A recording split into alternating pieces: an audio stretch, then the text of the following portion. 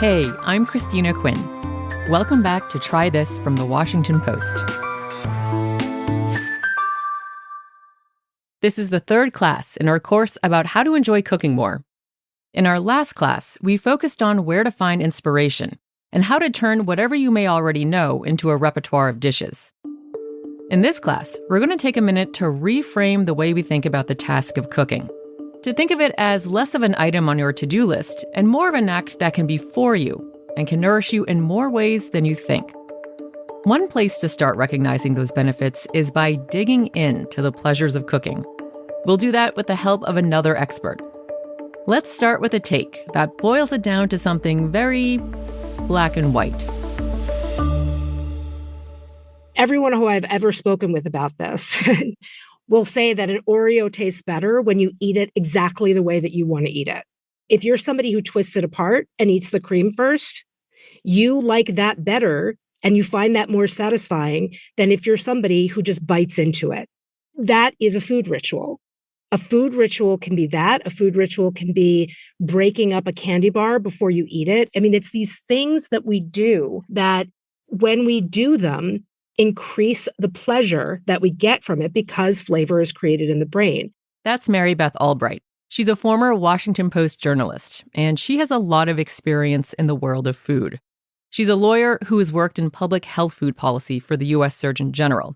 She was a finalist on the reality TV cooking show Food Network Star, and she's also the author of Eat and Flourish, a book that explores the connection between food and emotional well-being. Mary Beth is talking about the joys of ritual Oreo consumption because when it comes to cooking, we can reap the same kind of mindful pleasure in the process. Everything about cooking, everything about eating is an inside job.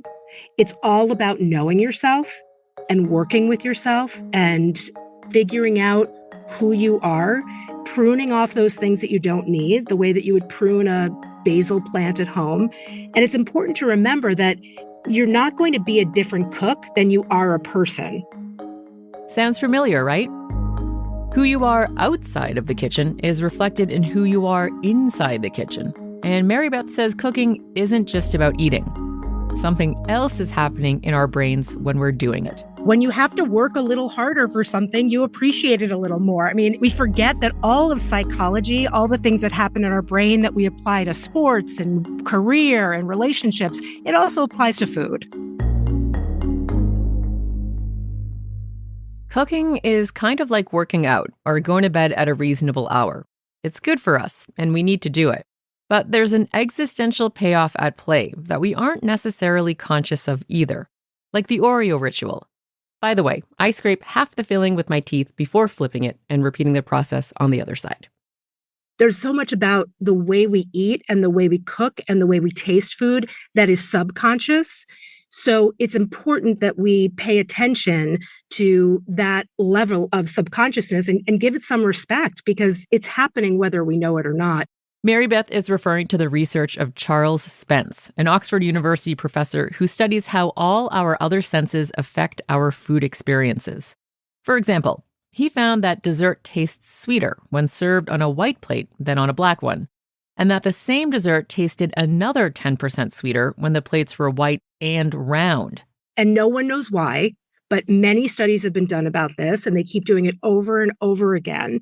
So it's not saying, okay, now serve everything on round plates. It's an acknowledgement that there's a lot happening when the brain creates flavor that we are not aware of, and to be respectful of that. Part of reframing how we think about the task of cooking is this acknowledgement that Mary Beth mentions. Our brains are a part of this too, at every stage of the cooking and eating process. And we can contribute to shaping and accepting how our brains perceive the act of preparing a meal. Find out how after the break.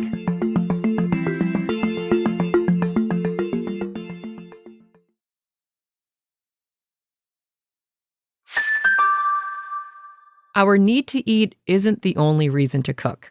Cooking, it turns out, can offer benefits from engaging in the act itself.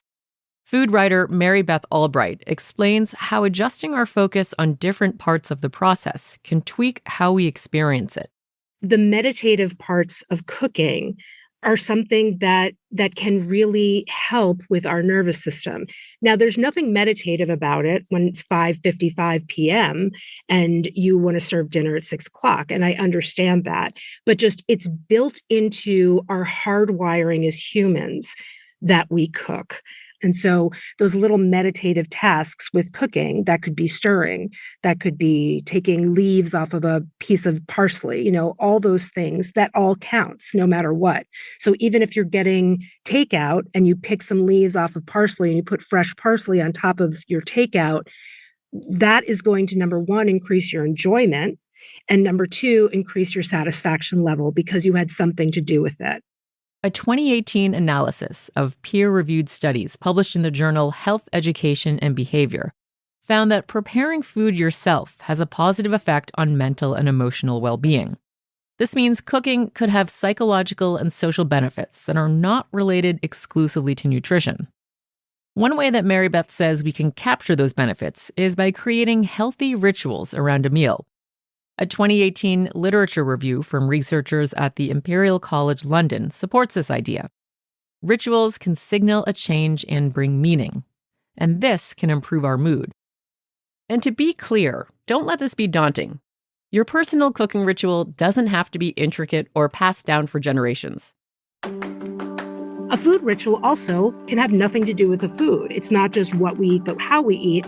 So a food ritual can be giving thanks. A food ritual can be eating with other people. A food ritual can be, I always eat my lunch out of this cool lunchbox that I bought, right? Whatever it is that is compelling to you, that's what's going to help you to cook and feed yourself better.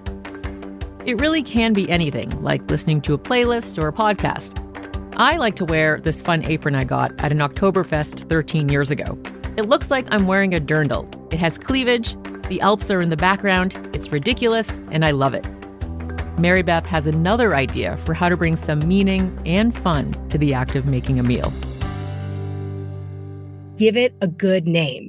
So you could call it Christina's sweet and spicy chili, right? Because what we call things, the names of things also affect how we experience them.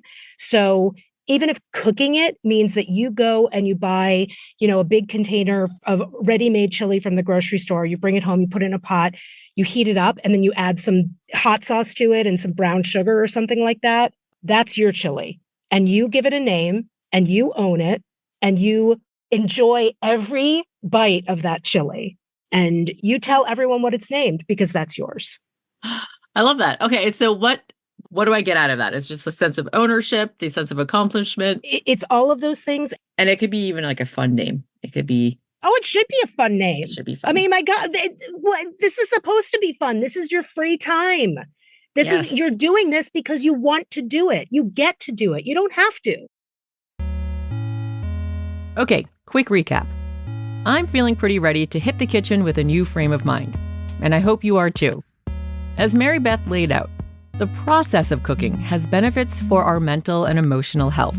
And you can enhance those benefits by taking a moment to appreciate the meditative tasks, building in and recognizing the value of rituals, and of course, having a little fun by naming the things you cook.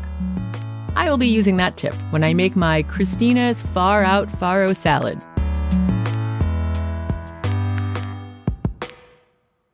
Okay, that's it for our third class. Up next in our last class on how to enjoy cooking more, we're giving you the kitchen sink. You can find a link to Mary Beth's book, Eat and Flourish, in our show notes.